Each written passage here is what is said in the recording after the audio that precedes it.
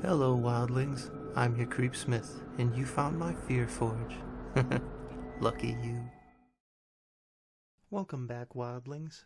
Tonight's tale of troubling travails of a traveler is The Eighth Floor by Wayward Wanderer. I was staying at a hotel in Chicago, Illinois during a business trip, and I was going to stay for the whole weekend. It was an older hotel, one that still used small keys rather than magnetic cards to enter their rooms. I didn't mind. It was nice to get away from the onslaught of technology all around us. When I checked into the hotel, it was packed full. A nasty storm had struck, stranding many tourists and canceling many flights. No more rooms were available, and many people were being turned away because of the lack of vacancy. When I approached the front desk to check in, I noticed that all the keys for the rooms on the 8th floor were still on the wall. Not one single key was missing. It seemed odd that an entire floor would be so vacant when so many people were all clambering to check in and get to their rooms. I could see that the clerk was stressed out and that he was ready to just give up and go home, so I tried to lighten the mood. Kinda weird, isn't it? "What is?" the clerk asked. "How everyone on the 8th floor is missing." The clerk gave me an odd look and his face paled. Well, what do you know about the 8th floor?" he replied in a serious tone. "What, me? Nothing," I answered honestly, a little embarrassed that my attempt to lighten the mood had backfired on me. "I just noticed that all the keys for that floor are still behind your desk there." The clerk blushed a little and tried to laugh it off. Oh yeah, I see now." He went back to checking me in and handed me the key to my room on the 9th floor. "Please, enjoy your stay." "I will, thanks." I awkwardly accepted the key and grabbed my bag, heading for the elevator. Just like the lobby, the elevator was also packed, and it was difficult to stand next to so many strangers so close by, let alone enter and exit the small door. I struggled to reach and press the button for the 9th floor, but I managed to see over the crowd of people and reach the button on the panel. It was then that I noticed that the button seemed to be missing the number 8. "That's funny," I thought out loud. "I wonder why there's no button for the 8th floor." But no one on the elevator reacted. They either didn't care or they were preoccupied with something else and didn't hear me. Once I finally got to my own floor and checked into my room, I took a moment to relax and unwind on the bed. I had to give a presentation the next day, and I needed to be alert. I decided to go to bed early that night and to practice my speech a few times to make sure that I sounded confident the next day. I took a shower, brushed my teeth, and stood in front of the bathroom mirror as I practiced my sales pitch a few times. A strange groaning sound came from the room beneath me and got my attention. It sounded like there was a man in pain or very upset. I ignored it and continued to practice my speech. The groaning from the lower floor continued on, getting louder and louder by the minute. Angrily, I stomped on the floor as hard as I could, and I shouted out, "Hey, buddy, you okay down there?"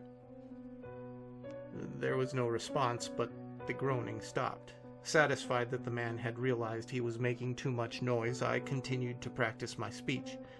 Just as I finished the first half, the groaning began again, but this time it was much louder and sounded somehow angry.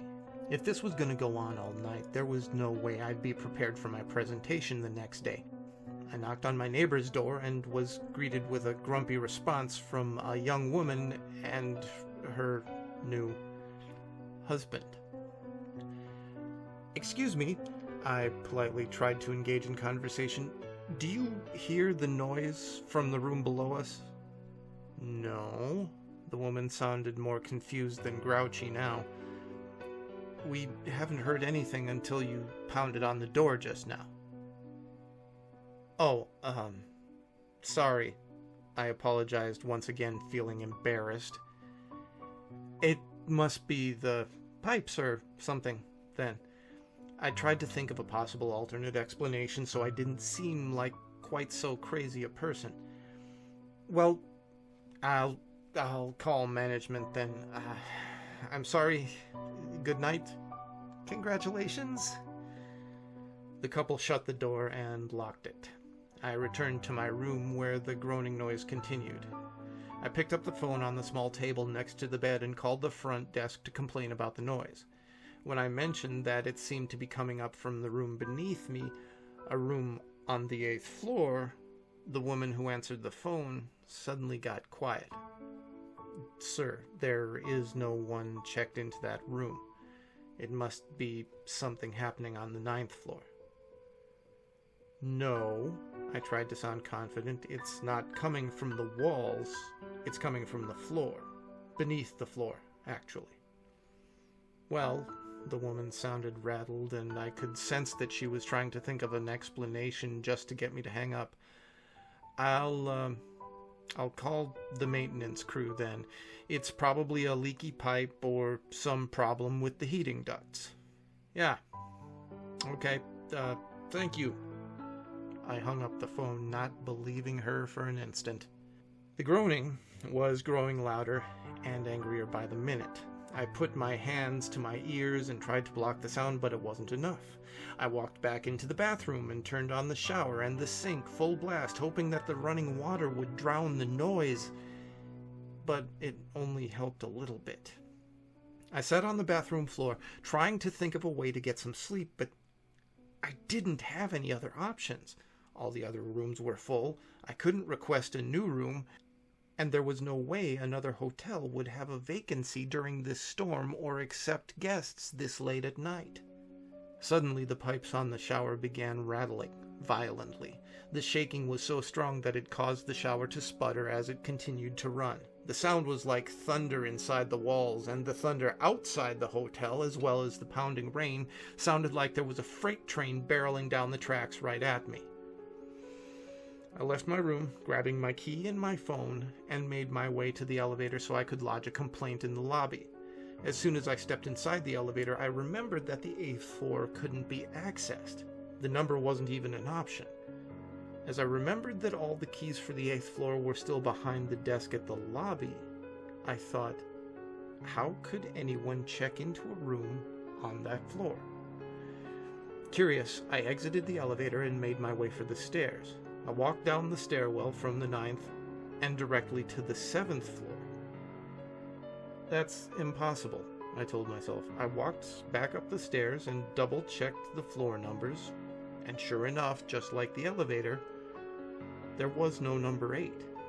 I walked up and down the staircase a few times trying to figure out what was going on when I noticed a small imperfection in the wall next to the doorway that led to the 7th floor. I checked, and I realized that it was a gap, the gap between a hidden door and its frame. Using my fingertips, I pried the door open and found a small staircase leading back up one flight. It led up to the otherwise non-existent 8th floor.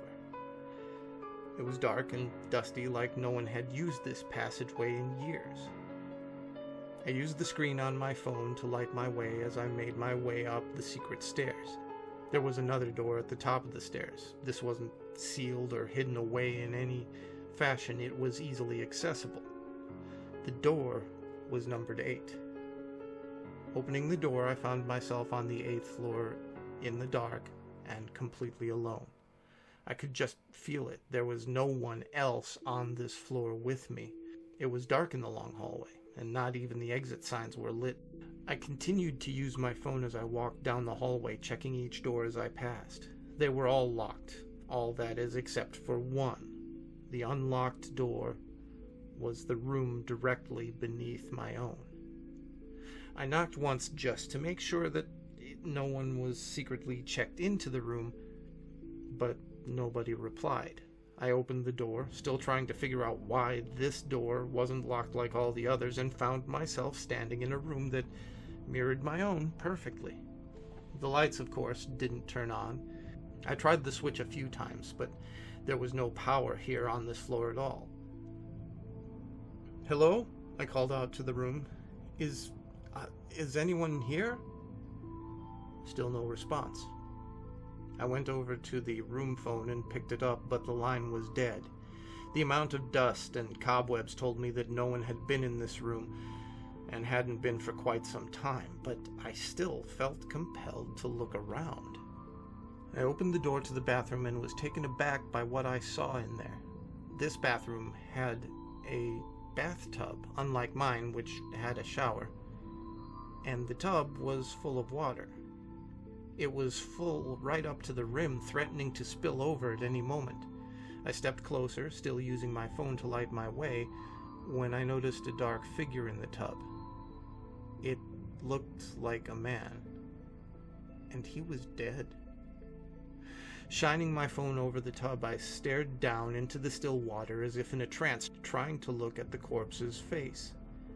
As my senses slowly came back to me, the man's eyes opened and he looked directly at me. I fell back onto the floor, dropping my phone and losing my light. A splashing sound came from the tub, and I could feel the cold water spilling onto the floor, soaking my clothes. The sound of a heavy, wet footstep exited the tub. The second footstep was all the motivation I needed to get up and run. I bolted from the room, not caring about my phone or who the man was, and ran down the hall back to the door from whence I had entered. I ran down the stairs, all the way to the lobby, and I didn't stop until I collided with the desk. Breathlessly, I tried to tell the clerk what I had seen, that we needed to call the police. The clerk, who looked scared not so much because there was a dead body in the hotel, but more like he was afraid of getting fired or attacked by a certain lunatic, escorted me to the manager's office behind the desk. "Sir," the clerk tried to sound calm and reassuring, "what did you see exactly?" I told him what I'd seen and heard. I showed him the wet spots on my clothes where the tub's water had splashed on me. I didn't care at this point if I got arrested for trespassing or for causing a disturbance. I had to tell someone what had happened. The clerk listened intently to my story, not blinking, not looking away. When I finished, he got up and walked over to a large file cabinet. He opened an unmarked drawer and began thumbing through an extensive collection of files. Pulling one of these from the drawer, he opened it up and pulled out a very old newspaper article. "Is this the man you saw?" he asked as he handed me the article. I looked at the clipping and felt my stomach drop. Yes, it was him. This was the man. The clerk sat down across from me and smiled a little. "You're not the first to see him." That was not the reaction I was expecting. "Read the article. It should help clear things up." Said article told the story of a man who had gone away on business and returned home to discover that his pregnant wife had been cheating on him. That the baby he thought was his wasn't. Heartbroken and betrayed, the man checked into the hotel and never again left his room. He was heard crying and wailing in heartbreak for 3 days before he finally stopped. When the maid entered the room for noon cleaning on the 3rd day, she found his body in the bathtub. He'd taken his own life, drowning himself after ingesting many sleeping pills. "Is this why you don't let anyone check in on the 8th floor? Because of this guy?" I asked, feeling more at ease knowing that I wasn't crazy after all. "No," the clerk admitted, "not entirely. He's only one of the reasons we don't let anyone check in there." Wait, what do you mean?" The clerk just smiled again. "Well, you saw the cabinet, right?" "Yeah." "And the unmarked drawer that I took the file from?" "Yeah." I answered again. "What about it?" "That drawer contains the reasons we don't let anyone check in on the 8th floor. All of them.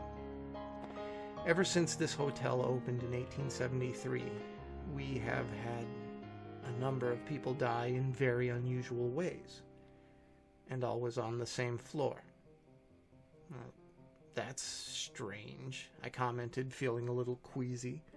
What's stranger is the fact that no two deaths were ever the same, and no two deaths ever took place in the same room. Each single room on the 8th floor has housed a tragic death, and each one is reportedly haunted by that person. That sent a shiver up my spine. What? How? Are you telling me the 8th floor is cursed? Like anyone who checks into a room is gonna die or be haunted? The clerk bowed his head. It's not just the rooms where people have died. The maintenance workers have died attempting simple repairs. One man was electrocuted trying to fix the lights. Another fell down the elevator shaft to his death. A maid was found dead, hanging from her neck, out of the ceiling at the end of the hallway. I sat transfixed in fear at the story the clerk had just told me, and I didn't want to believe it. But shouldn't we call the police? I saw a dead body. Everyone does, the clerk explained. Even the police who have come here have seen the bodies, but they're never able to remove them, and they've never been able to explain the situations. I didn't know what to do. It was late, I was exhausted, I didn't want to cause any more disturbance, and I didn't want to be late for my presentation the next day. Reluctantly, I returned to my room. I took the elevator and held my breath as the car passed by the sealed-off floor. As I approached my room, I saw something on the floor outside my door, the now very wet floor. It was my phone. I have never been able to understand why some people just can't accept that certain forbidden areas are that way for a reason. So stay scary, my wildlings. Try and stay out of the sealed floors, and make the most of your nights.